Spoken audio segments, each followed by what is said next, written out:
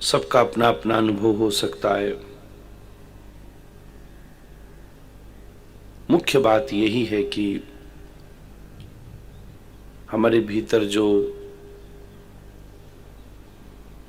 कुछ भी है वो हम उसको आत्मनिरीक्षण कर सकें और चाहे जिस भी परिवेश में रहते हों वहाँ और भी अच्छाई से अपना कर्तव्य कार्य कर सकें। और जैसे जीवन के हर पर्सपेक्टिव को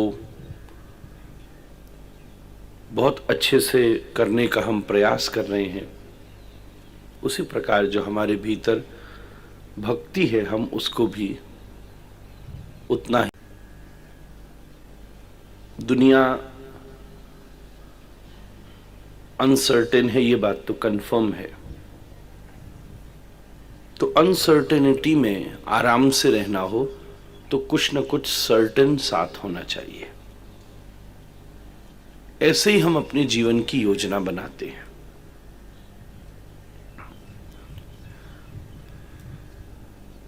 बहुत ज्यादा उलझा हो व्यक्ति तो भी मन में ये सोचता है चलो सब बिगड़ भी जाएगा तो ये तो मेरे पास साधन है, ये तो मेरे पास एक मेरी जीवन का मेंटेनेंस करने के लिए ये एक व्यवस्था तो मैंने बड़ों ने या मैंने विवेक से बना रखी है। तो वो लोग पॉलिसी कराते हैं, हालांकि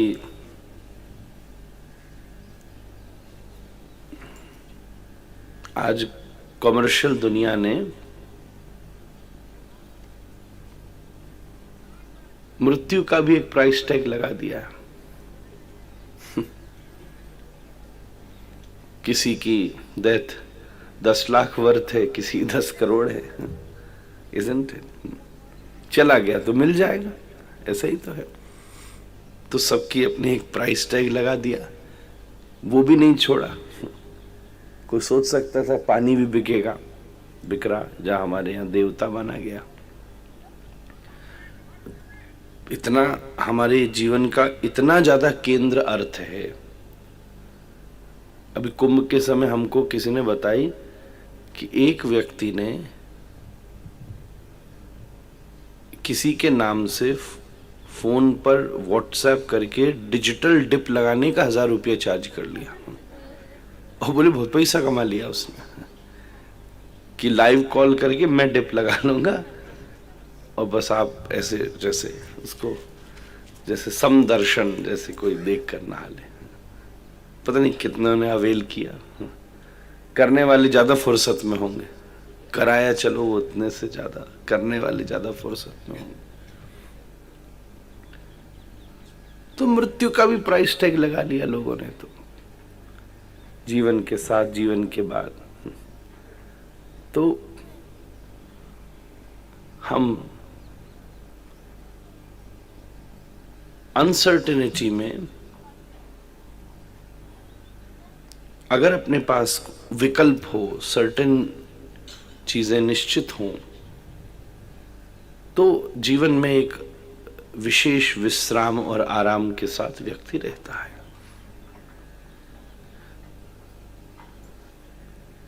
तो अगर देखा जाए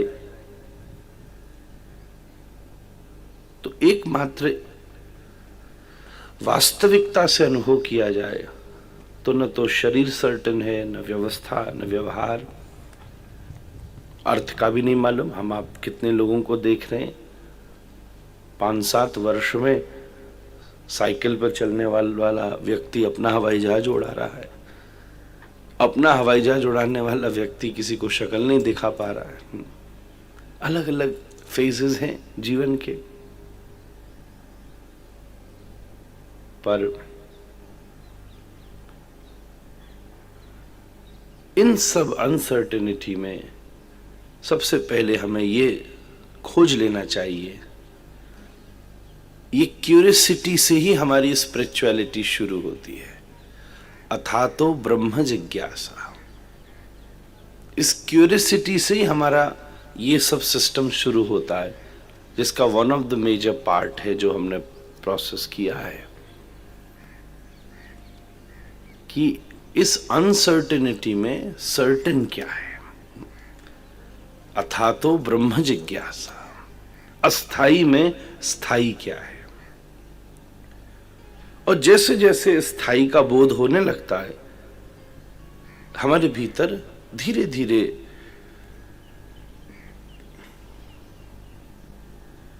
व्यर्थ वस्तु के प्रति आकर्षण खत्म होता है। ऐसा नहीं है कि धन छोड़ देने से और फटे कपड़े पहनने से और अव्यवस्था में रहने से ईश्वर मिलता है। ये एक बुद्धि में क्रिएट की गई आइडियोलॉजी है। ये देश हाई थिंकिंग के साथ हाई लिविंग को भी एंड्रोस करता है, उसमें कोई आपत्ति नहीं है। ठाकुर जी क्या सजे धजे बैठते मंदिर में, कि गीता जैसा उपदेश देने वाले स्वर्ण का मुकुट धारण करके बसंती पहनकर विराजते। नॉर्मली तो फिर आदमी सोचता कि इतना बड़ा उपदेश देने वाला व्यक्ति लंगूठी बांध के बैठता, तो लंगूठी भी पहनते हमारे राधारमन जी। तो ये परिवेश है भारत का। अथातो ब्रह्म जिज्ञासा। फिर हम कहीं नॉर्मली अपनी आइडियोलॉजी होती है कि जो अपने आप को पॉवर्टी में प्रिटेंड करे वो सिंपल आदमी हमको ज्यादा स्पिरिचुअल लगता है। पता नहीं ऐसा क्यों मानसिकता अपने भीतर, क्योंकि सही बात यह है कि अर्थ या यश जो जीवन के हैं वो आपके चाहने पर भी निर्भर नहीं करते और किसी हद तक मेहनत पर भी मात्र निर्भर नहीं करते, भाग्य पर भी तो निर्भर करते।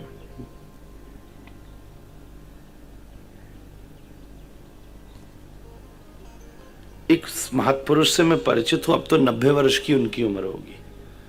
कोई ज्यादा नाम जानता नहीं है, कोई ज्यादा मैं बता भी दूं तो भी कोई अभी इतना परिचय नहीं है।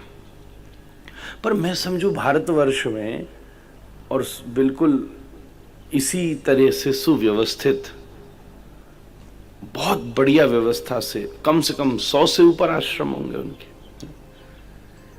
और आनंद की बात यह है कि वो बोले महाराज जी मैं क्या करूं, किसी शहर में जाके रहता हूं, क्या भगवान की लीला है, थोड़े दिन में लोग आ जाते हैं, अपने आप ही ट्रस्ट बन जाता है, फिर अपने आप ही भूमि आ जाती है, फिर वहां कोई स्थान खड़ा हो जाता है। मैं जैसी लगता है कि अब मेरे झंझट हो रहा है, मैं छोड़ के किसी को बिठा के दूसरी जगह, भाई मेरे बस की नहीं है।